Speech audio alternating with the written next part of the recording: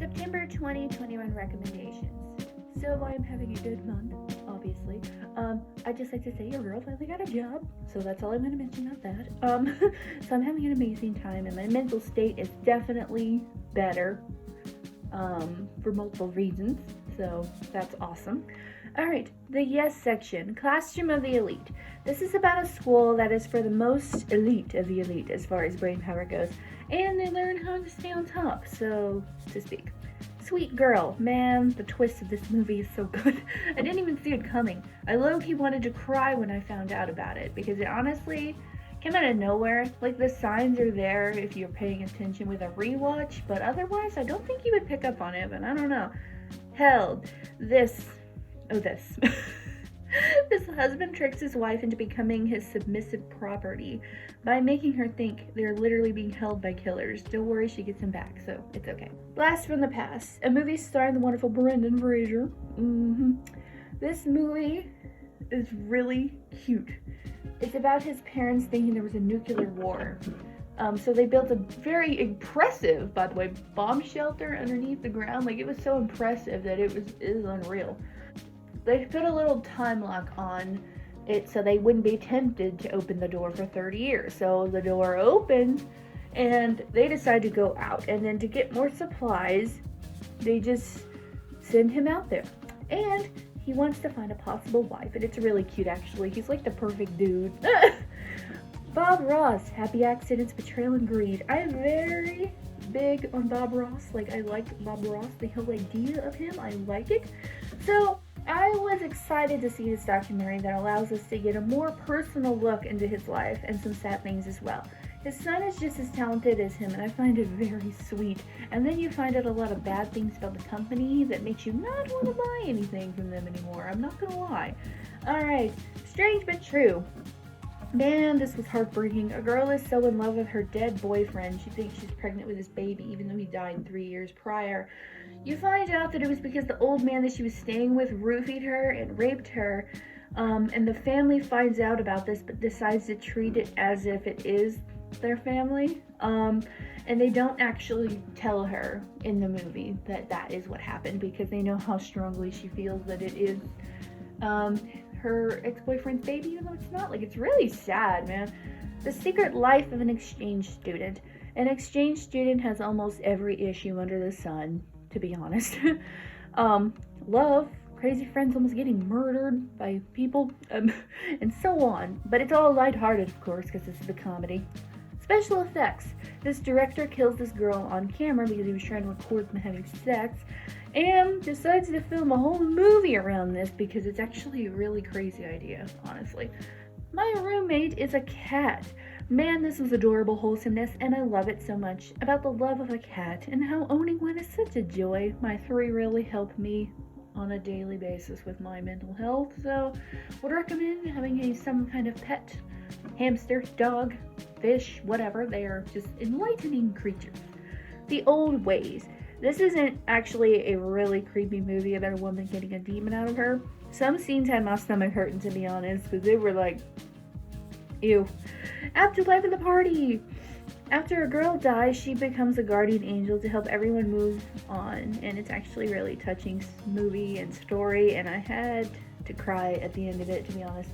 Also, I believe this is based on a book. I know most Netflix movies are based on books, and most shows that come out are based on books. You just don't know. They don't put it in the title. But I feel like almost everything is based on a book of some kind. So, because, you know, Cruella. I cannot describe how good this movie is. This is a prequel. And love. If they don't finish the rest of the movies out with this cast, I swear I will be very upset. It's so well written, and Emma Stone does such an amazing job in this role, and it's so good. I really want them to continue the story with this cast. I mean everything. So I'm assuming that this is a prequel to the other 2 Dalmatian movies. Probably the live action ones, most likely. Now, I would like them to do everything up until that point, and I would be fine, because I know that Glenn Close did an amazing job. So maybe if they did everything up until that point, I think it would be really cool. Or if they did their own version, I would be okay. Glenn Close's ones are still good, but I just think that this cast they have put together is amazing. So I would really recommend watching this if you haven't, and I would love for Disney to continue making stuff with this cast because I really liked them. I don't know how to say this word, The House Husband. This is a live action version of Way of the House Husband. It's got different stories, but like I guess they're doing some of the like stories with the live action. The Innocent. After killing someone in an accident, his entire life unravels and other events play a part in a much bigger situation. It's actually very twisty. WandaVision. Out of all the Marvel shows I've seen, this is by far the best one. Wanda has a mental breakdown and creates a fake world complete with fake family and brainwashed townspeople. It's honestly very impressive. This is what we needed. Honestly, I thought Wanda was always portrayed as so much weaker in the Marvel movies. So this show made me very happy because I feel like they actually gave her potential because, weak, but weaker than I know she is. Comic book based and stuff. So I'm happy that they did this. She uses sitcoms of different decades to live out her life because sitcoms always made her very comfortable, and I think it's really adorable and cute. And as a fan of all forms of storytelling, and I do love me sitcoms, I was very happy about that. Plus, we get to see Monica Rambeau all grown up, and she is stunning. Especially when they put the blue eyeshadow on her in that one scene. Oh, she's stunning. Level 16. This was very disturbing. These girls are brainwashed and kept in this facility, and they're made to believe that they have to be perfect just to keep their skin all fresh and supple and young, which is terrifying. And they also control their minds for a very sick reason, so that people can buy their skin, so that basically just the facial skin, so they can get face reconstruction surgery with the skin of young girls. Now, tell me that isn't terrifying. I don't know how to say this. The Roman fighter. Some of the CGI is pretty bad at times in this, to be honest, but if you look past that, you get a decent story about a boy fighting for his own survival in the arena. And while looking for a picture for this, I think I saw that this was a manga, it looked like a really old one. So I guess they finally adapted it. Full Dive, this ultimate next-gen Full Dive RPG is even crappier than real life. I censored myself there. This was hilarious. My ribs were hurting watching this. So maybe that was just me. A boy goes into this RPG that's terrible. You can feel your pain, you have bad experiences the whole time, and you experience everything just like in real life, which is not why we like games. And the game's just trash, but it makes for a really good time, and it's actually really hilarious. They kind of had a little bit of a possible to season 2 at the end of that, but I don't know if this was popular enough for that, to be honest. I don't know. The Body.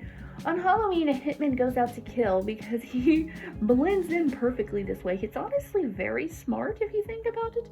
This is more of a comedic horror, to be honest, than a serious horror movie, but yeah. Safer at Home. We have a COVID horror movie, people. I'm sure there'll be a lot of these coming out, but I find it hilarious.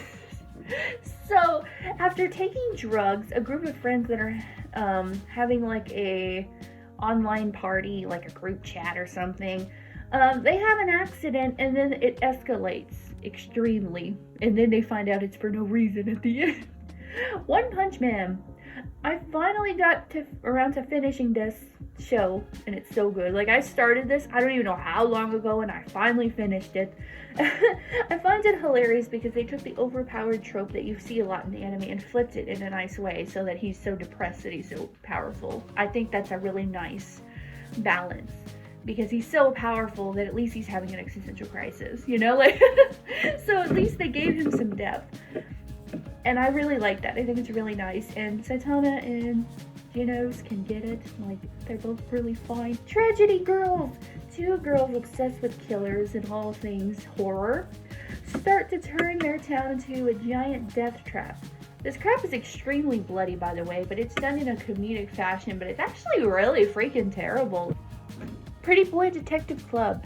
This is exactly how it sounds, to be honest. The show is beautifully animated. Like, the colors, the animation, this show is beautiful. Like, it really is very pretty. And it has a vibe kind of like Ouran Host Club. That's cool. Hideaway. After a near-death experience, a man has a psychic connection to a serial killer and uses it to take him down when he kidnaps his teenage daughter. The Love Witch. Man, this movie was a ride. And it's very adult. Like, very. So watch this alone in your room, to be honest. Don't watch this with the family at dinner. Or, no. Unless your family's okay with you watching extreme nudity. Otherwise, do not. The vibe of this movie looks like it's trying to pay homage to, like, the 60s, because the girl in here was stunning, and her makeup was beautiful, so in the style of everyone, it just looked a little older, and there was this film grain over most of the movie, and it was a very visually pleasing movie, and it was very pretty, and I'm here for the vibes. This is about love spells turning into obsession. And it's a ride. That's basically all she's doing. She's just trying to find love, but not a natural way, just by giving people love potions, which are very dangerous. So yeah. Brave animated series. Don't let the animation style fool you. This show isn't a normal children's show. I'm not even sure it is for children. But yeah. Here and there. This is about two people meeting during COVID. I'm sure we're gonna have lots of COVID-themed movies. And they never actually meet. Like, dude, I don't need this much realism in my movies, my lord. And then, like, I think at the end he ghosts her after they don't actually meet. And I'm like, I didn't need this much realism in my movies, thank you. Poseidon. After a large wave knocks over a cruise ship, a group of people have to do their best to escape it. It's actually very tense, and all the characters are very well written, so when you have good, well-written characters, that really helps your story. No matter how simple the story is, the characters make everything. So, this movie is very 2000s, by the way. I think it's from 2006 to 2004. And you get everything 2000s, even down to a Fergie appearance, which was really random, but Flower of Evil. I mean, so far things are kind of confusing, but the main storyline here, because I'm only a few episodes in, because K-dramas are very long. There's 16 episodes, about an hour an episode, so they're very long compared to other things I watch. So where I am currently, the man is a serial killer, but he's married to a detective that's trying to take him down, and he's faking the entire thing, and they even have a child. I really don't know what to expect. And it's sad because he's such a good husband, on the outside, and he's such a good dad. Eden Zero, the same creator as Fairy Tail. And as someone who isn't a big fan of Fairy Tail, I really don't like Fairy Tail. It's meh to me. I don't think it's trash. But a lot of people also agree that it's just a meh anime. It's not worth. If you watched it all the way since it started, that's fine. But if you want to start it, I just wouldn't. I don't think it's personally worth it. But anyway, so I'm going to say this story has much better world building in my opinion. I also genuinely like this storyline, and the characters are much better to me. Happy is literally in this as well. Not as another character, no, Happy. The character's name is Happy. I'm alright, okay. So, Shiki is actually a really fun character. I'm pretty sure that's how you say his name. He was raised on a planet that is made of robots, and they chased him off before they shut down so that he would leave, because he knew that he would stay there forever and try to fix them. So he thinks his whole entire life was a lie, and he's just trying to make friends now, and it's really cute. And he wants to be friends with everyone, and it's really sad because the robots did that for him because they cared about him, but he thinks that they were lying to him and that they were evil robots this whole time. It's really sad. It's an interesting backstory that he has no idea about, Fire Drake, the Silver Dragon. This was a really cute movie. A dragon leaves his home to find out where a dragon paradise is. I think it was called the Rim of Heaven, but I might be mistaken. While being chased by a metal dragon that likes to eat dragons. This movie's actually very funny, by the way. So, Prey. When a group of friends heads out onto the woods, which to be honest you never should do, that's always a bad idea, stay out of the woods. Nothing good happens in the woods. Nothing, ever. You realize they are being hunted. They are literally prey. Alright, Tanaka-kun is always listless. So Tanaka is always carefree and lazy to the point his friends must carry him around. I find this adorable. This show is really freaking cute and the animation is just cute. I don't know, I like it. And it's so funny because I do feel like him some days. Kate, after being poisoned with a drug that will kill her by the end of the day, our John Wick style assassin, that's kind of what she is. I feel like John Wick is like the pinnacle of what an action movie star should be now, that everyone has to keep up with that because he made such a big impact on action movies. So everything is compared to John Wick now, which I don't mind. Make the action movies better because they were getting a little stale there for a while. Takes down all the bad people, normal action movie things, and very visually pleasing. I like it. Blend S. A girl with a slight sadistic side gets a job at a cafe. It's honestly really freaking cute and wholesome. I love animes like this. I love the art style as well. And I love her really big eyes. And she's so cute. Open your eyes.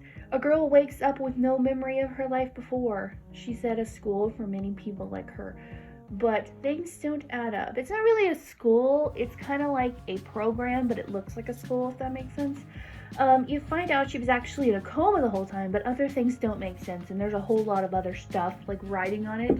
It's a limited series on Netflix, and then I was looking up this show, actually, it looks like this might have been a book too. I don't know how many things in here are actually based on books, but I'm assuming if it's good, it's based on a book. For the myth section, Centigrade. A pregnant couple have to survive in a snowed-in car. And it's honestly pretty, it sucks. It does suck.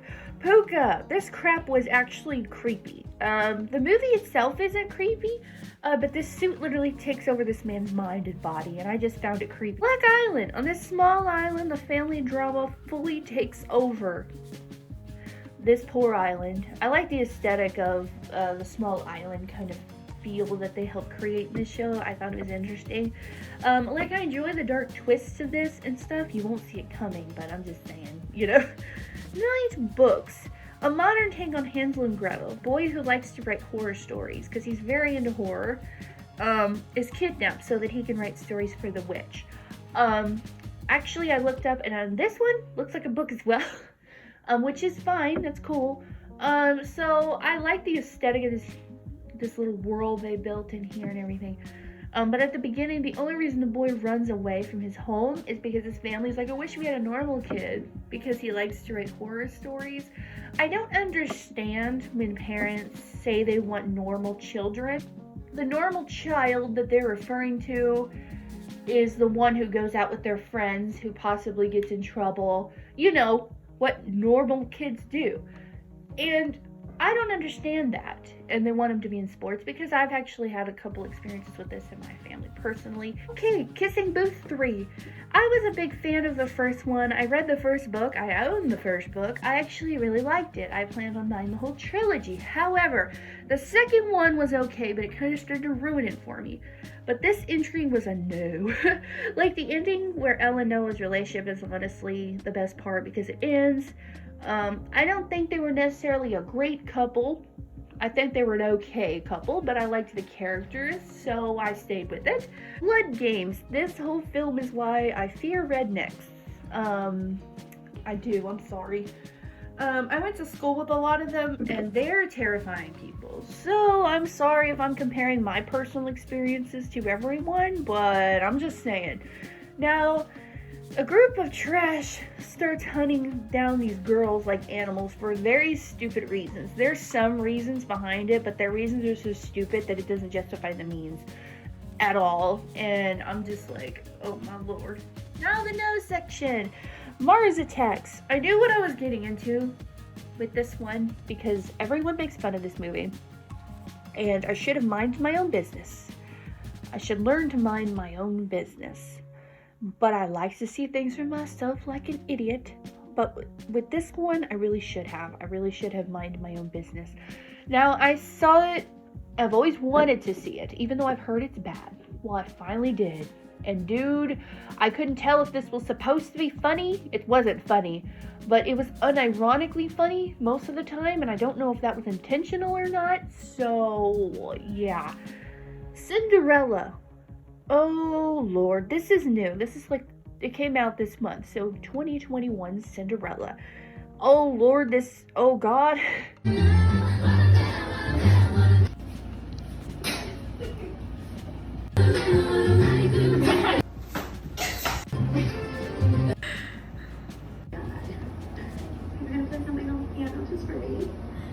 Oh my god. You're just gonna play something on the piano just for me?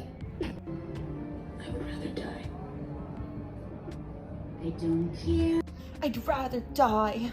I don't care. This thing is a crime in itself.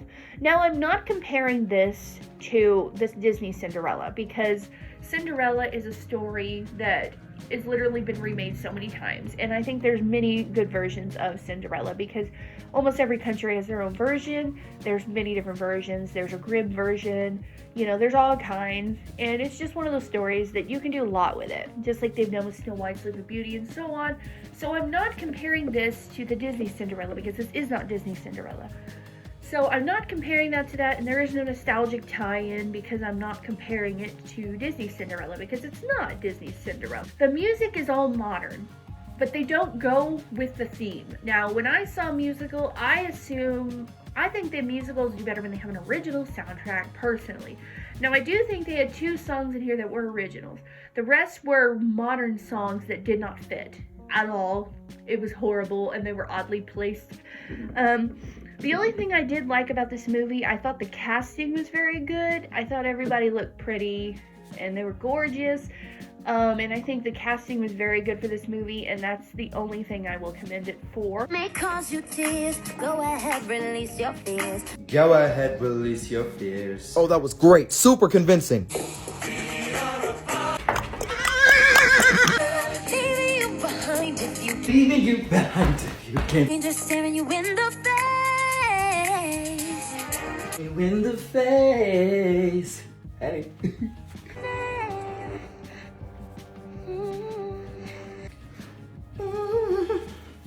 Gonna wake up and see. Gotta wake up and see.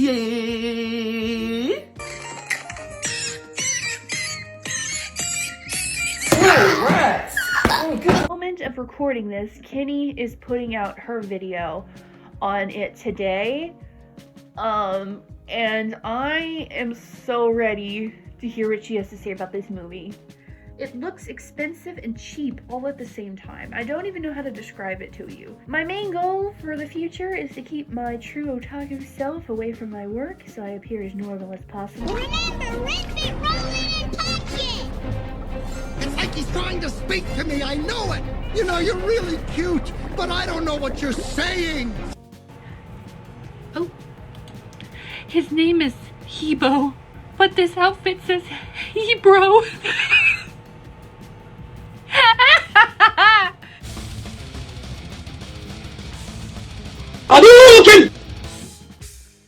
Finish him!